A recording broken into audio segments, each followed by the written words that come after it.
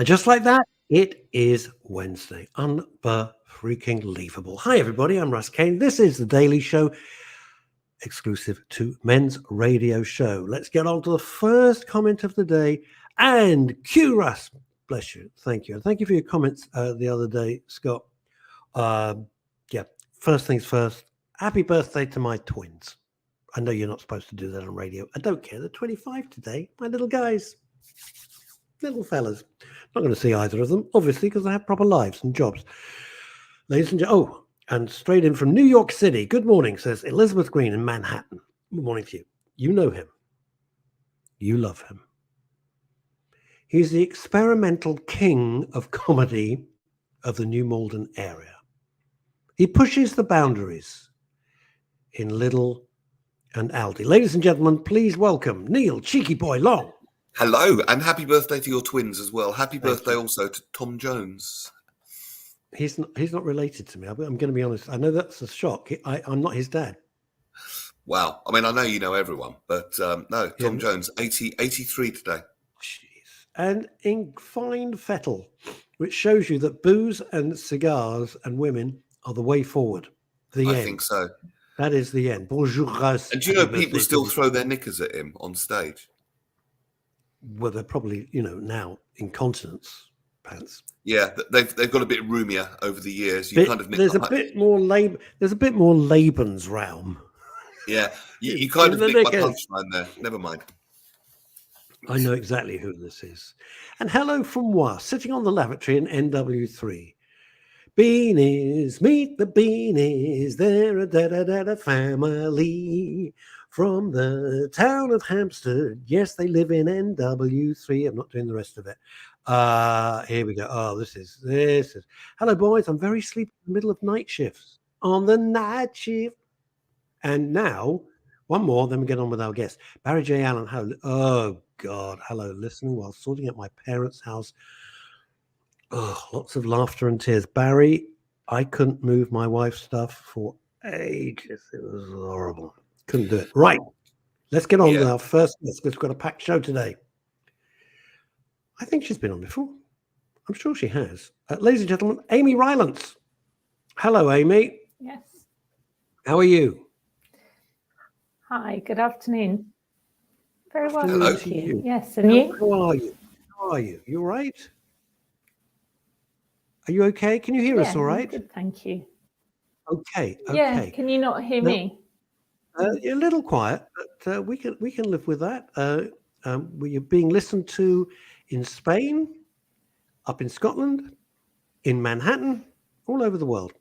Now then, tell us why you're. Am I going mad? You have been on the show before, haven't you? I'm sure. Have you not? Am I going completely mad? No. Thank goodness. Was with you a couple of months ago.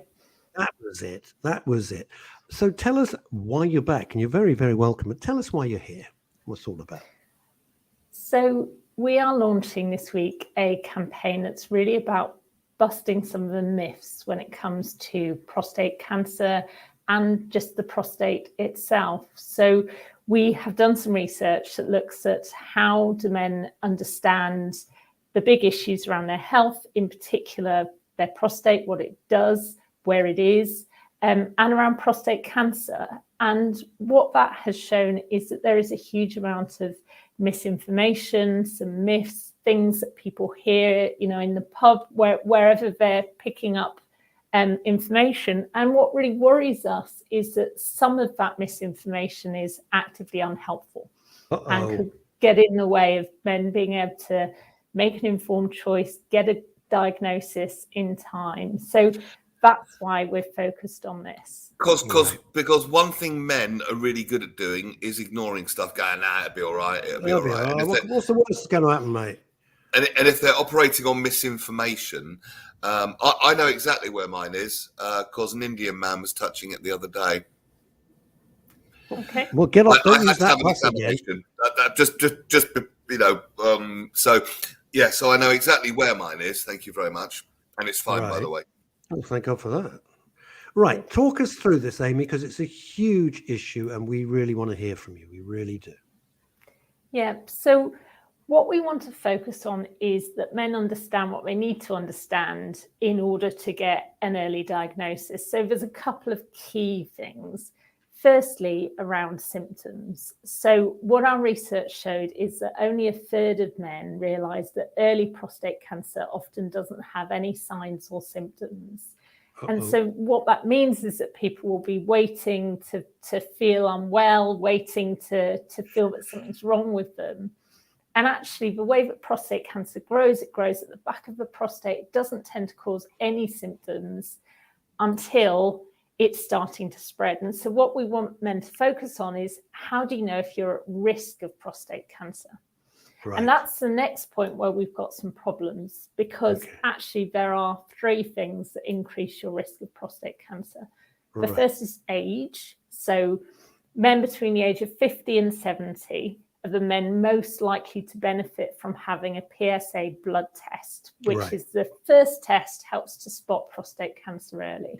And it's a nothing test. I just want to stress that it's a nothing test. It's a routine blood test, a PSA blood test. The next risk factor is family history. So if your dad or your brother has had prostate cancer. You killed my dad, Amy. I'm very, very sorry to hear that. Yeah, 23 years ago, took him. Yeah, I'm really sorry to hear that. And unfortunately, for men in your situation, the risk is higher. And if your mum or your sister has had breast cancer or ovarian cancer, that also increases your risk. So for men in those situations, we really strongly encourage them to have a chat with the GP from the age of 45. Make sure the GP knows about your family history, that it's put on your medical record, because that's really useful information, and that you're talking to them about the PSA blood test from that slightly younger age, because your risk starts younger if you have a family history of prostate cancer. And then the third risk category is around ethnicity. So Black men actually have double the risk of getting prostate cancer. Why is that? So it's probably genetic. We don't know for sure. We are funding a big piece of research to try and understand. I'm so sorry. Exactly when you say why. It doesn't say where you're from, Amy. Where are you from? Sorry, I'm from Prostate Cancer UK. I probably could have guessed it would be something like that, but let's give me your full introduction. I would change the banner immediately. You carry on. So at Prostate Cancer UK, we are funding a big research study called the Profile Study, which is looking to understand exactly why Black men have a higher risk. And so, any Black men who are interested in understanding more about their risk of prostate cancer can look up that study, can actually enroll and become a part of that study, helping us to find the answers as to why Black men have a higher risk of prostate cancer. It's being run out of the Royal Marsden, that study. Is that the Royal Marsden in Fulham or down in Surrey? Down in Surrey. Okay, fantastic. I love the Royal Marsden. I'm a huge fan and support anything. Yeah, it's a brilliant hospital. As Paul Claridge says, good afternoon, everyone. I recommend that anyone who is offered any sort of test for cancer or any other illness takes up that offer. Could save your life. Trust me, I know. And he blooming well does as well. Talking about... Can I just pick up on Paul's point, actually, around being offered a test? Because prostate cancer is quite a tricky one. So we all know breast cancer, cervical cancer, bowel cancer, the NHS sends you a letter and says, it's time for you to have your screening test. That doesn't happen in prostate cancer. No. And there's a lot of misunderstanding around that. Again, our survey showed most men assumed they'd get asked for a test when they hit the right age, or if they had risk factors. You're not going to get invited for a test for prostate cancer. Actually, the way that the NHS rules in England, in the whole of the UK, are around informed choice. So what that means is that you, as a man who's concerned about your risk, need to go to your GP and explain that you're concerned about your risk and why, and ask your GP for the PSA blood test. Yeah. Can I ask you this? Can I ask you this, Amy? Sorry, I don't want to interrupt, but I'm just so much to try and pack in. Sam Monroe, he said, I was at the hospital to discuss my options. I opted for Rezum, R-E-Z-U-M. No cancer, thank God, but it's enlarged and caused me untold discomfort. Tell me about it. It's a ghastly. What is RESUM? Do you know what that is? What is REZUM? So I don't want to go into details around clinical treatments because I don't want to get anything that misleads people. I think that's about reducing the size of the prostate. Okay, all right. I heard, Amy, and you're talking about busting myths. So if this is a myth, please bust it. Someone, I can't remember who it was, possibly a friend of an uncle's sister's friend or something, said was diagnosed with prostate cancer and was told that men don't generally die from it; they generally die with it. If that makes any sense, is that true? In other words, is it a relatively slow-growing thing generally, or? So it's a very prevalent myth. I've had lots of people say that to me. Men don't die of prostate cancer; they die with prostate cancer. Rubbish. And I think what's really important to say is that 12,000 men die of prostate cancer every single year. Wow. So men clearly do die of prostate cancer. The thing about prostate cancer is it's quite a diverse disease. So not all prostate cancers are the same. Some of those really aggressive cancers that need to be aggressively treated or they could kill you. Other prostate cancers are very lazy. They call it indolent cancer. It basically just means lazy cancer. It's just going to sit there and not go anywhere. And that's the kind of cancers that people mean when they say you die with it, not of it. So that's why it's a really good point. I'm really glad you've clarified that, because that would be essentially the same for most cancers, wouldn't it? If it was a indolent, is that the same as benign? So indolent isn't the same as benign. Benign means it's not cancer at all. Indolent just means it's not going anywhere. It's very, very slow growing. It's just slow growing and localized, so it's not going to spread. Yeah, right. It's the same. It's the same way. It's the same way, Neil. That if women get breast cancer when they're young, it's very aggressive and very quick, often, and in later years it can be slow. It's still terrible. Amy, I can't tell you how on point this is. I have all sorts of prostate issues. They're ghastly. Medication, and I had a whole battery of blood tests not that long ago up at Guy's Hospital, who are brilliant, and I was thrilled with the results. They were great, and it's interesting. What I was told, and I'm hoping against hope that this is true, Amy, and I'm going to bounce this off you, putting you on the spot. Look, all your tests are fine, and frankly, at your age, it's now very unlikely. This is from the doctors. I'm not from somebody in a pub. It's from the doctors. Now at your age, because of the tests and because of all the numbers and everything, very unlikely you're going to get it. And I went, thank goodness for that, because at the back of your head. And so I had all these tests because they were concerned, and thank God the numbers were okay. Yeah. PSA, please, guys, please, please, please. If you get nothing out of this, and Amy, me, Neil, Hattie, get a PSA test. Please get a PSA test. What are the symptoms to watch for? I mean, you're saying get checked much earlier, but if it has developed to the point where it's symptomatic, because that's why I went to have mine examined, which was an interesting experience. Yeah. Because I was going to the toilet an awful lot, and someone said, "Oh, that's a bit dodgy." But it just turned out I was drinking too much, not alcohol, just drinking too much. Too much liquid. Some of which was alcohol, but most wasn't. So symptoms to watch out for, Amy. Yeah, good one. So good one, Neil. There is a very strong belief that if you've got prostate problems, that will be urinary problems. Peeing very frequently, having urgency, pain when you pee, hesitancy, all of those kind of things that are associated with prostate issues. They are more often caused by benign problems, so non-cancerous problems, so where the prostate becomes enlarged. That's more likely to cause those problems. And actually, with cancer, it's more likely to be asymptomatic. But what we'd say is that if you're experiencing any of those symptoms, or erectile dysfunction, any kind of blood in your pee, blood in your semen, go and get it checked out by a doctor. It is probably not cancer. It is probably something that is much more fixable, in terms of, lifestyle advice, drink less, those kind of things. Potentially it can be a sign of other things like diabetes, things that can be really addressed and fixed. Don't see it as a normal part of growing old. actually go and have that conversation, get it checked out. It that's really a big is. mistake Please people get make, it checked. sometimes including doctors. They say, oh, it's just a mistake people make. I don't know if you call that. Sometimes even including doctors saying, oh, it's just a part of getting old. But I know people who have had that diagnosis and got or a diagnosis or something and gone, no, it's not. And they've actually done their own research and cured themselves. Of Parkinson's. That's a story about someone I know of, which is quite interesting. But don't leave these things, please. Everybody watching all over the world, don't leave these things to chance.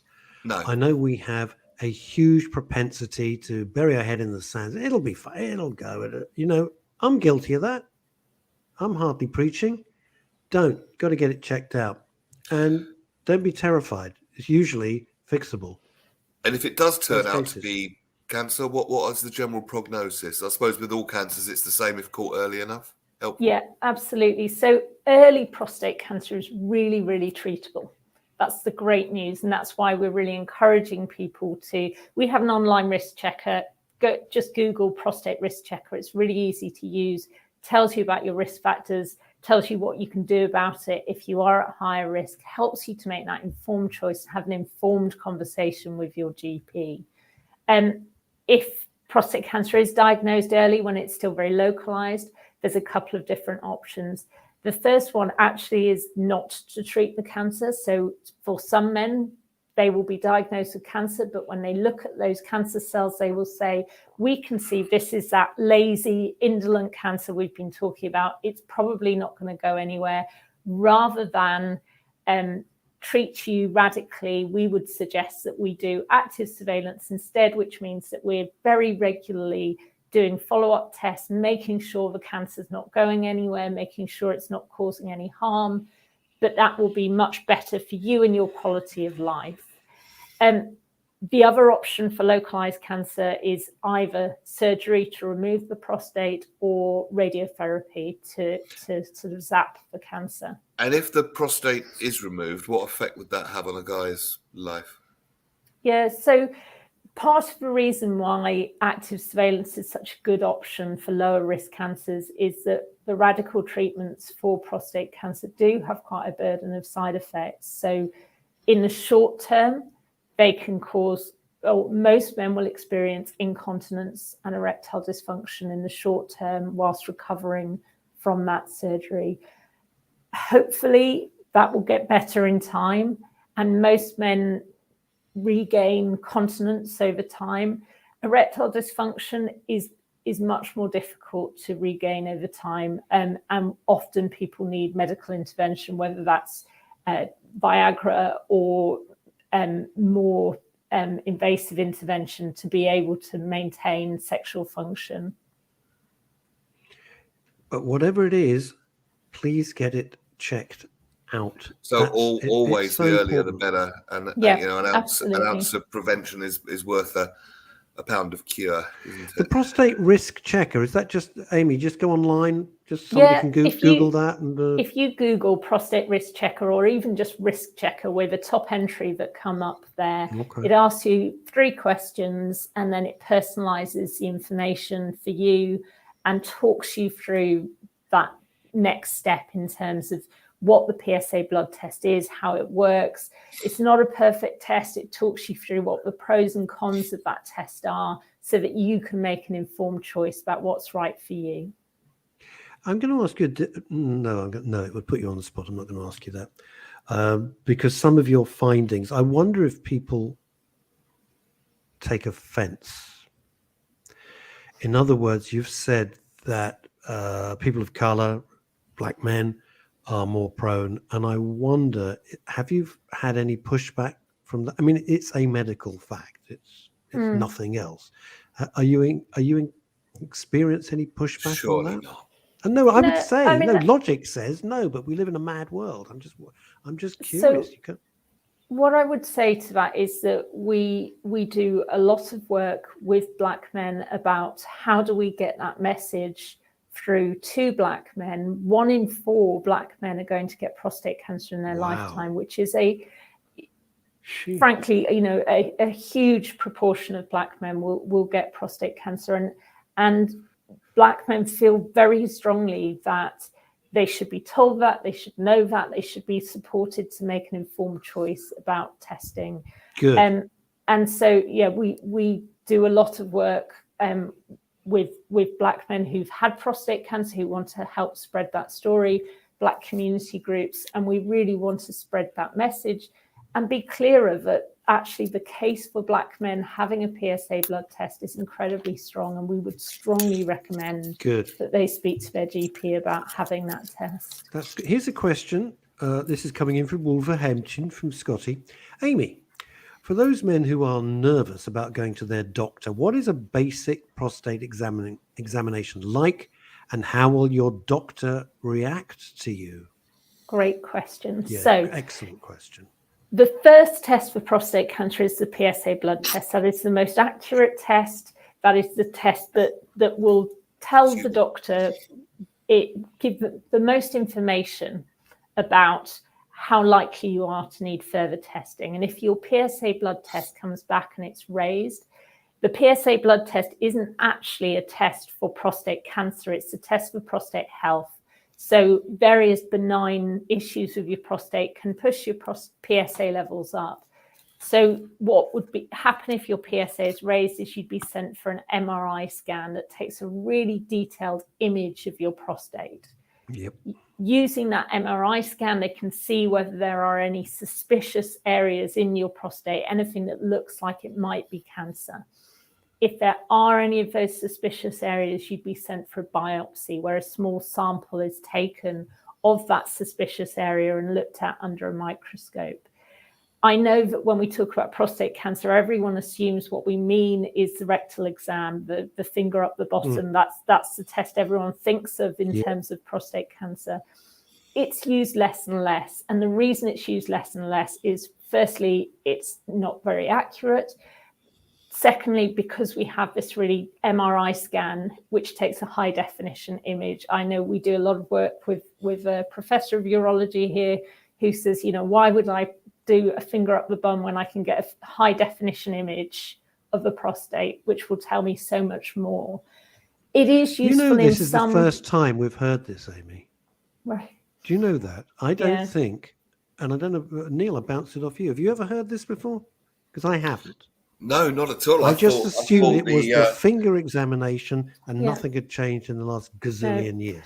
And I think I do want to be clear, it is useful in some circumstances. So if you're experiencing symptoms, actually it can give a GP an insight as to whether your prostate is enlarged, which might explain those symptoms. So I'm not saying you will never ever have it, because it can be something which is useful. It can give some further information. If the doctor does advise it, it's quick, it's painless, it takes a few seconds, and it can help the doctor understand what's going on inside your body. But it is not the most useful test for prostate cancer. Can I also say, because I was dealing with the head of urology at Guy's, who's a marvelous man, and I had to visit him quite a bit. And there's all sorts of options. There's, they give you like almost a menu of what are the choices facing you. And as with most things with medicine, it has advanced so much. It's advanced so much. So don't be scared. It's not great, obviously, because you're not well. But don't be scared. Don't put it off. Time doesn't stand still because you're nervous. And I'm speaking as one who's always nervous about these things. You just gotta, bite the bullet, get in there and see what's what. And then it puts your mind at rest. Puts your mind at rest. It's so important. It's so important, Yeah. I think that's a good point. Most people who go for testing will get reassurance rather than be told that actually it's bad news. Now, I know you can't comment on this, Amy. I'm not you don't need to comment. I'm just putting this up. It's an option. I know nothing about it. So whether you like it or don't, that is your concern. I'm not advocating it. I don't know anything about it. It's from Sen Monroe. You can read it on the screen. It's a treatment that I hadn't heard of it myself, but if that's what he says and it's working for him, thank goodness for that. This is interesting. Due to health issues, my medics are very good. Had the cystoscopy with the all-male team, the usual finger test, etc. Other than being slightly enlarged, prostate's okay. Phew. Great. Great. So, to encapsulate all the great stuff, and please be a regular here. You're so welcome, and your advice it's always so good. Thank It's always you. so good, and you, like our next regular guest, Hatti, you take complicated issues and you explain them and communicate them in a way that we can all wrap our heads around without going, I didn't understand a word she said, and then freaking out and then going on the line and looking up some rubbish. So just give us a recap, really, of what all the guys, and don't forget 50% of our audience are women. So ladies, push your husbands, boyfriends, lovers, whatever it might be, brothers, dads, to get this test as well. Yeah. Off you go, Amy.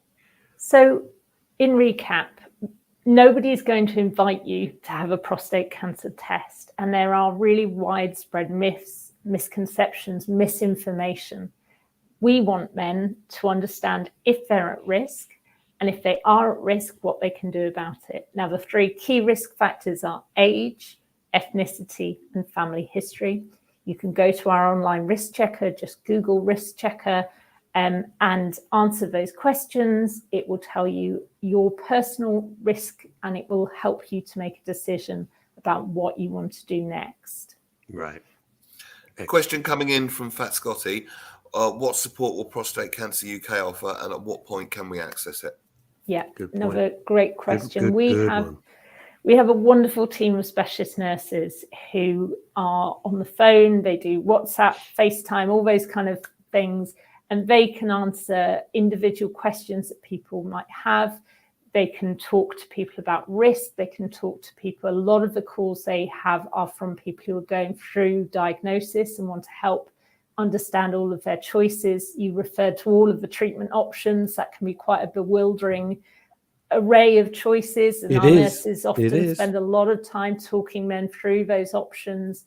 So they are wonderful. We also have a health information service. So we produce health information about all of the symptoms, side effects, treatment options. It's all on our website, and various kind of peer support forums, things where you can get in touch with other men going through the same situation, and because sometimes that's the most helpful way to navigate things, is to have a conversation who's going through with someone going through the same thing.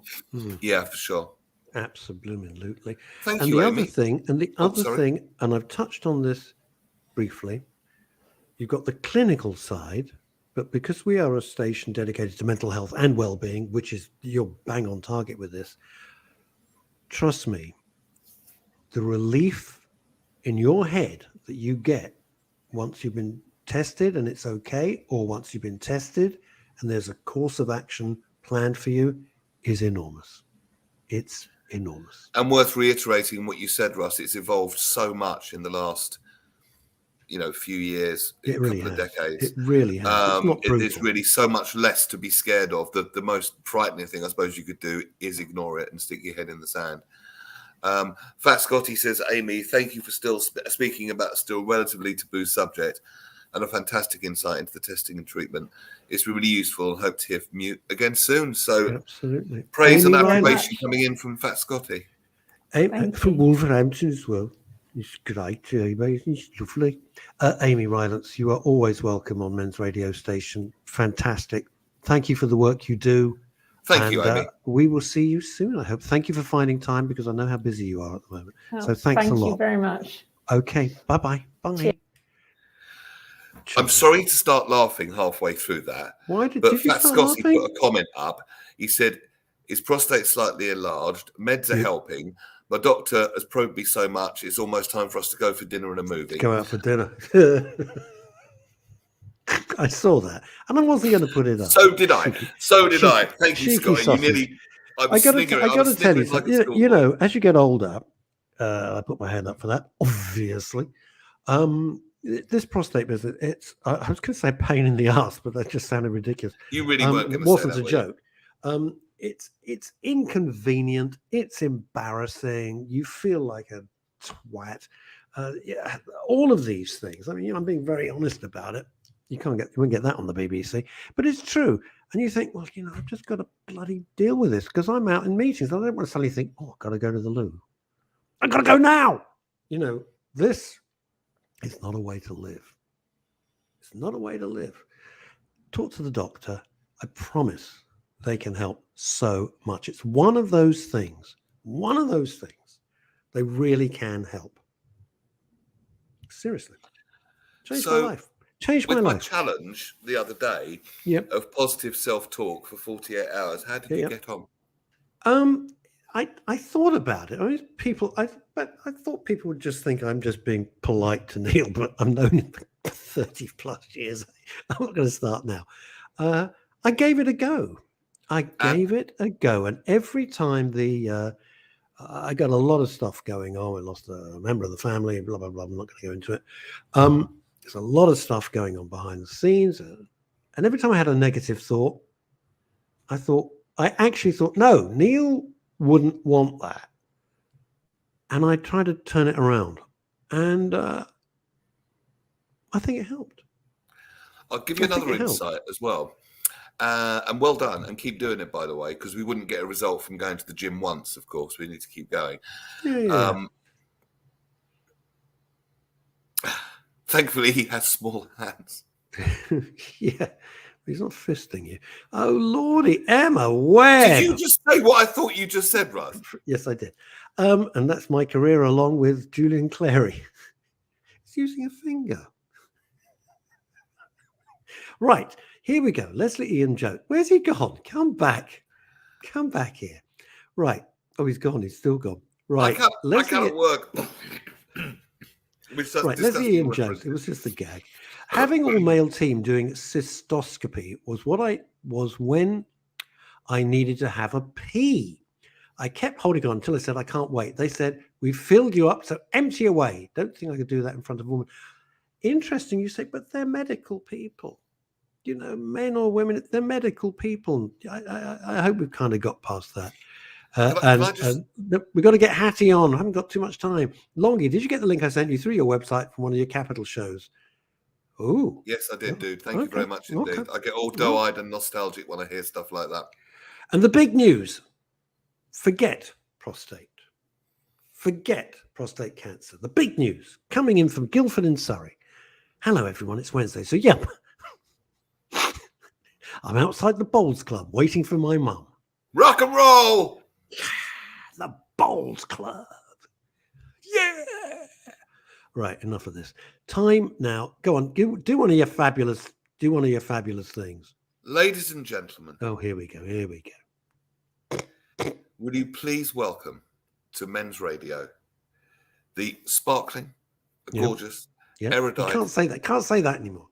Rewind. Take two. Sorry, love. Take two.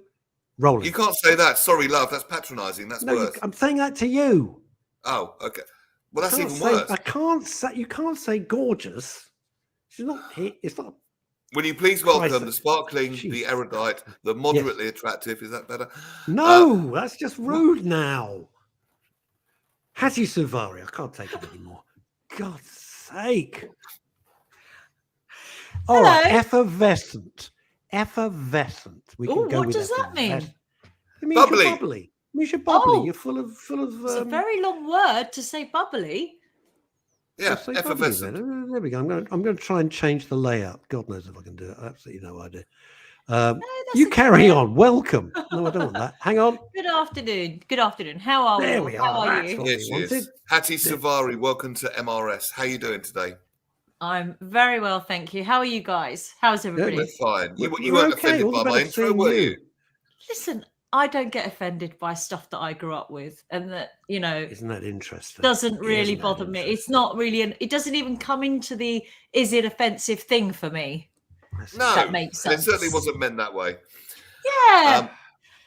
My dad calls everybody dear when he speaks to women at the supermarket, at the post office, at the chemist. It's hello, dear, and I like that because that's part of history and what he is and how he says it with warmth and love. Yes, and that's it's not so much what's said, it's how it's said. It's the intention behind it. Yeah. And I think there was no bad intention here. Elizabeth Green, I call men gorgeous. Thank you, Elizabeth. Oh, I like it. She's talking about you, Neil, obviously. I know. Fat Scotty up in Wolverhampton. Can you see Hattie now? Because she said, I can't see Hattie. It's a black screen. Oh, I can see you, Hattie. I can see you perfectly well. So there we go. Right. Today I need to change this screen, really, Russ, because when I post on TikTok, the post thing goes over your face because you're in the bottom. Right. Well, that doesn't matter. That's all right. No, but I want Russ to be on there as well. We've done excellently. I am on here. Here I am. I don't. Post. I'm really competitive. I'm here. We all need to be the same size. Well, I don't know how to do that. Carry on. All right, carry on. Can I just? Oh, that's it. Yeah, that's brilliant. Okay, all right. Can I just quickly say on your last topic that my father had prostate cancer, and it was only discovered over a bet with a family relative, and it was supposed to be some funny, jokey bet. Oh wow! He had no symptoms, nothing. Age 60, and he's one of our family. His brother-in-law actually turned up, and they have had a fantastic relationship for about 50 years at that point. And he just said, "Oh, so and so." He started laughing. He had to go to doctors. He had prostate, issues with his prostate. And he was white, and he was explaining what had happened, and he was giggling about it because he just thought it was a bit silly. Yeah. And then my dad started saying, "What are you laughing for?" I call him my uncle, my dad's brother-in-law, and he said, "Go and get checked out." And my dad said, "You go and get checked out." Oh, I like that screen. I've just seen that. Oh, look at that. Good. Now you're showing up. You're showing off, Russ. This is showing off. My technological skills are sensational. My hands are a blur. I'm like the Jean-Michel Jarre of the keyboards. It's brilliant. I love it. It's ridiculous. Absolutely ludicrous. Okay. So basically, Dad and Uncle had a bet that they both don't have it. So they both trotted along to the GP and thought, let's just get it checked out. My dad had prostate cancer. It was quite progressed. And Christmas crackers. Yeah, and we had it. He had it removed. We sat down as a family and decided what way treatment and things. But he had zero symptoms. So when I was hearing you, Amy, and Neil talk about just go and get checked out, I cannot reiterate that enough, because my dad wouldn't be here today if he hadn't had it caught at the time that it had been caught and dealt with. He wouldn't be here at his tender age of 76 now. And that was when he was 60. Please don't hesitate. Yeah, honestly, his recovery was great. Because when you're prepared for it, if you have to have something like that removed, or you want to go for chemo, whatever you choose, I don't know. But it was, if it was not caught at that time, from zero symptoms and just off a funny bet with his brother-in-law, he wouldn't be here today. Amazing. Well, that's your fate. Well stated, Hattie. Well that stated. What is today's subject, O legal eagle of the stars? Ooh, well, I thought, listen, I know that we're probably all a bit sick to death, probably, about talking about Philip Schofield and what he's Has something happened with Philip Schofield? Did I miss it? Russ. So I don't think you could have. There's been more about Philip Schofield and now about his Do you know how many radio shows, Hattie? Do you know how many radio stations have dragged me on to talk about BBC? But do you know what? The thing that I'm getting asked is it illegal to date a co-worker? No. Good question. That's what I'm getting asked, because actually many years ago, I worked for an employer where it was not allowed. But that doesn't make it illegal. There are some company policies, aren't there? Well, hold on a moment, because a company can have its policy, but if the policy is not a legal policy, they can't have it. It has to be legally compliant, doesn't it? So, okay. Let me ask you the question. Is it legal to date someone at work? I can't think of anyone at my work that I'd want to date. The talent in our office is absolutely awful. Easy fella. But I don't mean here. Right. Is it legal to date someone at work? Right. Okay. So there are many myths that surround this topic, and the two biggest myths is that your employer can sack you if you enter into a relationship with a co-worker, and you said the magic word, if it's part of their policy that you can't. And then the second myth is that your employer can include it in your contract that you're not allowed to date a co-worker. I actually had that, as I said, many years ago in an employment contract that I had. It was in the banking sector, actually, my first sort of working part of my working life. So what do our laws say? Okay, because every company can have a policy, any business, or write it into your contract. But if they're not legally compliant, like you say, that's not backed up in law, right? Right, you can't do something that's not legally compliant. It goes, and I think the biggest example of this sort of stuff is the Consumer Rights Act, where people are told they can't have refunds, they can't exchange goods because of the policy of the store or the seller.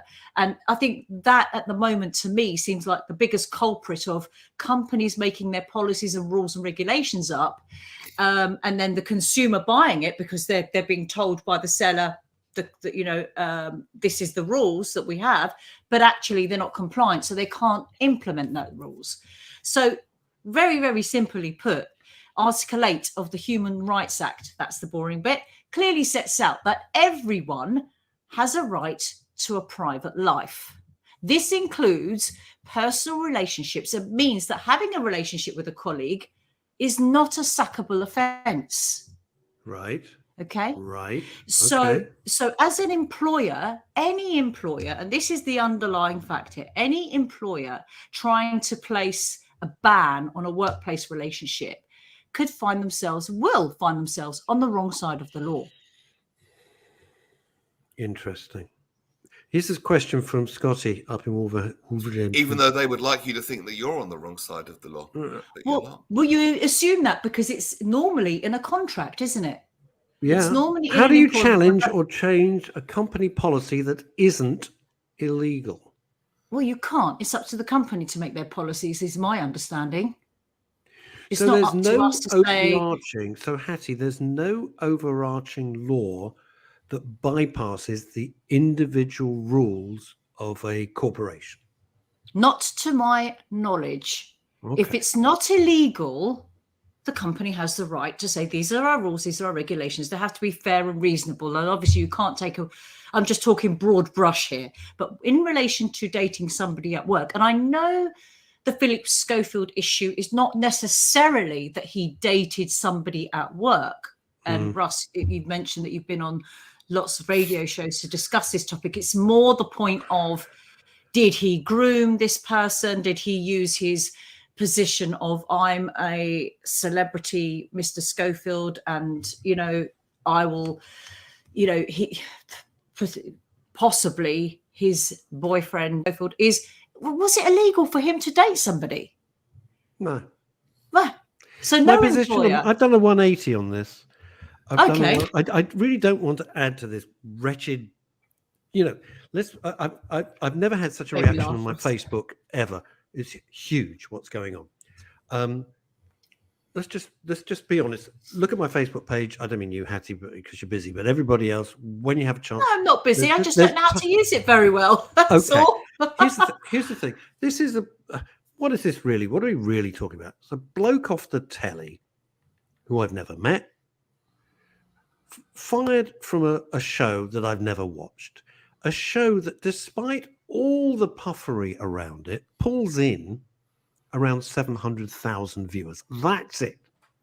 It's still a big number. It's still a sensible number. I thought we had a lot more. I thought we had a lot more. We've got 6 million people in the UK. I thought we had at least, I don't know, 3 or 4 million. I don't know. I'm ignorant to stuff like that. It's absolute peanuts. It's about 700,000 people. At one point yesterday, it dropped to about 350,000. Put it into perspective, on the Capital Radio Breakfast Show, we had 4 million listeners every morning. Well, I was one of them. And you was one of them. I remember you very clearly at 33 Acacia Grove next to the kebab shop. Right. So what's he done? There's only two things. There's only two options here. He dated someone in the office. If that was the rules for firing somebody, and I've been in advertising and the media forever, right? Everybody would be on the dole. There would be nobody in radio, nobody in television, and nobody in advertising if you dated someone you were working with. So what? Or you had probably because they don't have enough. They work all the hours on the earth and don't get enough time to date somebody outside of that space. There you go. This is common, for heaven's sake. And having an affair, hardly a sackable affair. But that's a personal thing, isn't it? It's a personal thing. But can I just say, sorry, I'll let you finish. What is the puzzle is that this has been an explosion. Mixed in with this, Hattie, is people getting their own back. I've never met the man. I don't know. This is more like it. People getting their own back. It's having the knives out in an industry that can be brutal at times. But do you think treated people well? And they've been waiting. Okay. But if he hasn't treated people well, do you think the BBC's investigation is more of how can you let, a bit like ITV, just to be clear. Sorry, ITV, sorry. Is it that they've allowed bad behaviour to go on where he's been allowed not to treat people so nicely? Or is it... Where do we stand on bullying? Oh, well, we've done that. We've done bullying. But if the boyfriend was over the sexual age of consent, which he was, is what Philip Schofield says, and I have no reason to think otherwise. Why is it that as a celebrity in his own world, he's not allowed to date somebody? My point exactly. And who's over the age of consent. And people have dated people over the age of consent and not quite told the truth about it since time immemorial. So why is he getting his whole life cancelled where Mr. Bloggs of Acacia Grove wouldn't do? That's my point. I don't get it either. I have to say, I don't know. The problem is, I think what's lurking around the corner. What's lurking around the corner is this. He was asked point blank, "Did you groom this young man?" That's one situation. So let's just take that grooming situation, okay? Because that's a very, very, very serious thing. It's hugely serious in law, in life, and I've got lots to say about that topic when it comes to child sex abuse, and all sorts of things. Okay. But would it be possible for him to go and date or befriend somebody who's not in the limelight like he is, and for them not to feel wowed and wooed by him? It's not really possible. So is that grooming, or is that just the way it is? Somebody, if he goes and dates somebody or gives somebody attention who's not in the limelight, they're going to feel like, wow, oh my God. Of course they are. So is that... Of course they are. This is a very major... Whether you like him or whether you don't. In the world of light entertainment, which is never light and often not very entertaining, it's brutal. He's a very big deal.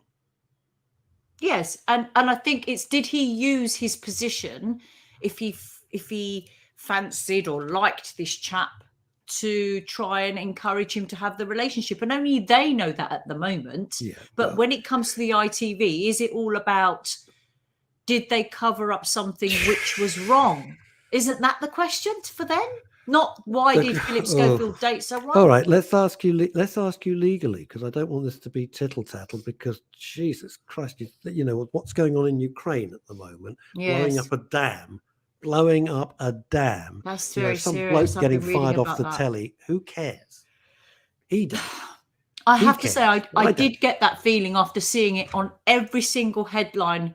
Enough in the news, on the Daily Mail, and I just thought enough is enough. But I don't understand why he's getting so crucified yet. It's extraordinary. Other stuff may come up, but the reason why. Can I just say one thing, Hattie? Yes. I do want to say one thing, and no one else has said this. And I'm not saying that I'm clever about this. I just want to put this out there. A lot of people saying it's homophobia. What's homophobia? And I just want to point out. But what's homophobia? Hang on, Hattie, please. This is really important. They're saying it's homophobia. Sometimes. Some of the most vicious attackers and critics who won't let it go are themselves openly gay. So how can that be homophobic? But I don't understand who's homophobic in this situation. Neil? I can't hear you. No, Neil's gone quiet. Neil, you switched yourself off, fella. Oh, sorry. Well, in this situation, without being facetious, by your definition, it would be just people that don't like gay people and want to take a swipe.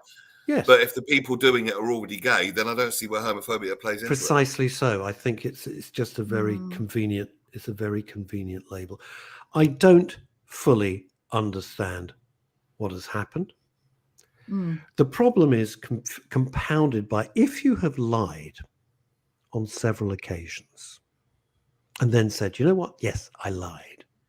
When you're asked a very key question, which has huge legal ramifications, you say, well, wait a minute. The guy's lied on several times, right to our faces. Why are we now believing this? I don't know. I've never met the chap. I've got no axe to grind, unlike so many of the other critics who won't let it go. It's meaningless to me. But what's interesting is, I don't care. What I did care about, Hattie, and I've never seen, and I said on Facebook, not since Jack Ruby shot Lee Harvey Oswald, have I seen anything like the Holly Willoughby opening section of her absolutely destroying Philip Schofield. I've never seen it. Made my stomach turn. And I say that as someone who's been in the media for 40 plus years. I thought it was dreadful. What I wanted to say is, what I think is interesting is that his ex-partner, I don't know whether they're together or not, but I think they've split up, has not made a complaint to anybody. He wants to hide his identity, and I believe that the lawyers, Philip Schofield, paid for legal representation for him in order for him... Yes, I know the law firm involved. I was there this week. Okay, so in order for the partner, I'm just calling his ex-partner, his partner, whatever, to not be able to be named in the media. So, but if he felt, surely, if he felt that he'd been groomed, or if he was disgruntled with the relationship, or if he had a complaint against Philip Schofield, which is what most people are asking, did Philip Schofield do something wrong by having this relationship? Surely he would be one of the first people to come out and say, actually, this is how I feel. Why hide your identity when actually everybody in your circle... You're talking about the young man or the chap who was his current partner? I'm lost. The young man he had a relationship with. Well, everybody knows who the young man is. It's not the media haven't named him. They won't put photos of him. They haven't named him. Even in pictures, they will black out his face when they say, look... Hattie, I could show you dozens of photos of the guy. Yeah, but the media won't, because there is some sort of legal gagging order on the media. On it. There's an NDA and there's so they an can't NDA, disclose who he is. Maybe people are denying it, but there's a super injunction as well, apparently. Well, I'm not. That's why they can't.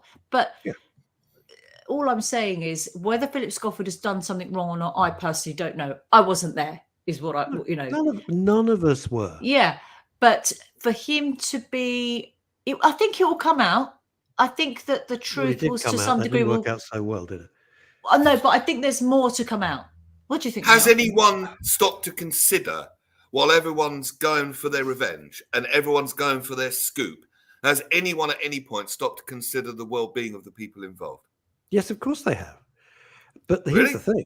Yes, they have, because the two people involved, Philip Schofield and his boyfriend. Is that what you're saying, Neil? And the boyfriend. I don't suppose the mum's too pleased. She's got two sons, and what a month she's had. Goodness gracious. She's an elderly lady. That cannot be easy. No, it's horrendous. It's horrendous. But the problem is, it's got so conflated with the PR spin.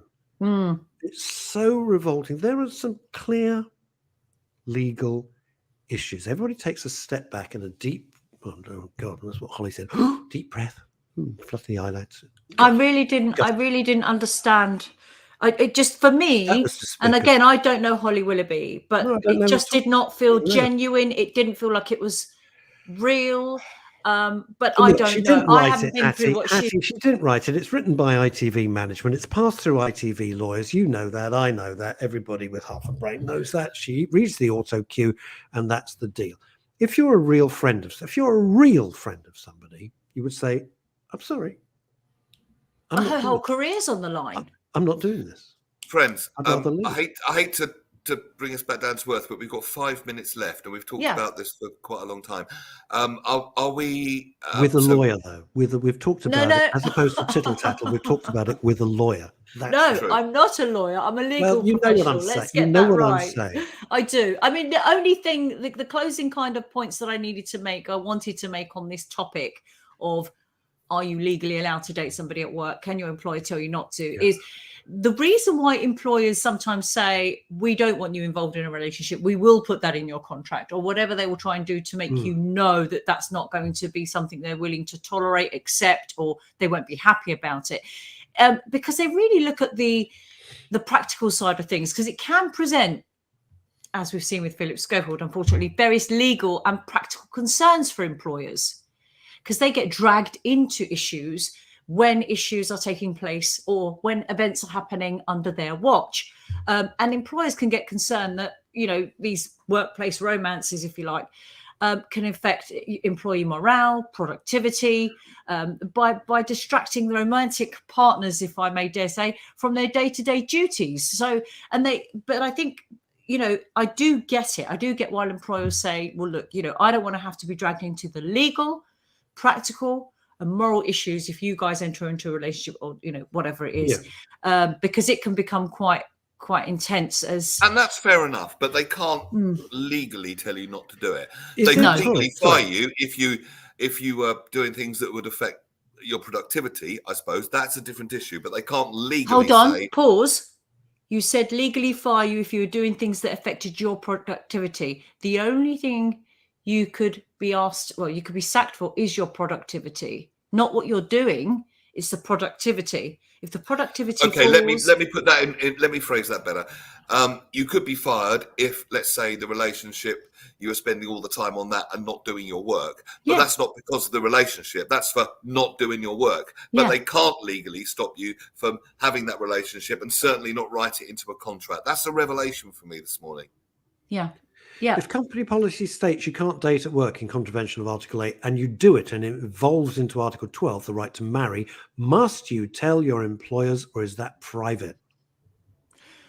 I haven't seen anything to say that you have to tell your employer if you're married, apart from what they will qualify you as before they say, right, here's a questionnaire, please give us this information. If you lie, obviously that's going to be a problem. But why wouldn't you tell your employer if you're married? I don't see any issues with that. I mean, I don't know why somebody may. I'll tell you something, Hattie, that it is a fact, because this is grown-up radio. It's radio for grown-ups, all right? I bet 50% of our audience are women, and I bet every single woman watching this show, with the three of us now, at some point have been harassed by a guy at work. Because every woman I know tells me this, including you, and it tells me the same story. And some of this is verbal harassment. Some of it is physical harassment that I'm not even going to go into on air. Some of it's happened to very close, dear friends of mine. It's despicable. It's despicable what goes on in the world of banking. But, places you think, oh, they'll be okay. They're the worst. They're the worst. Not consensual. Not consensual at all. So I get quite steamed up about that. And Francois Pascal is saying, yep, of course. Of course. And if we make that sort of thing against the law, I'm all for it. No. I'm all for it, because women have been putting up with this crap for years. And some men. And some men, Russ, absolutely. I recently, actually, it was in April, dealt with a case where very, very big blue chip company, the guy was being harassed by a woman, being stalked by a woman. She was turning up at his house. She was following his car. God. She was sending him pages and pages of messages, which he didn't even know what it was about. It was, telling him how he had emotionally played with her, and none of this had happened. She'd just made up this whole thing, and she was harassing him, and he had been to HR 3 times, made a formal complaint, shown all the evidence, said, please get this person off my back. I haven't done anything. I've never had a relationship. I've never had even a friendship. It's just been a very casual hello, goodbye, and a couple of conversations around the coffee machine. That was it. Yep. And they literally took a very long time to deal with it, HR, but it does happen to men as well. Yeah, but let's be absolutely clear here. I mean, that's harassment, and that's illegal. It's obviously physically or inappropriate verbally, that's illegal, of course. But it's not illegal to date someone at work who is of age, of course. Well, they wouldn't be at work. Well, they could be at work.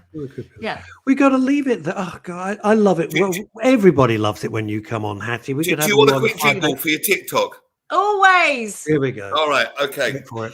Before we go.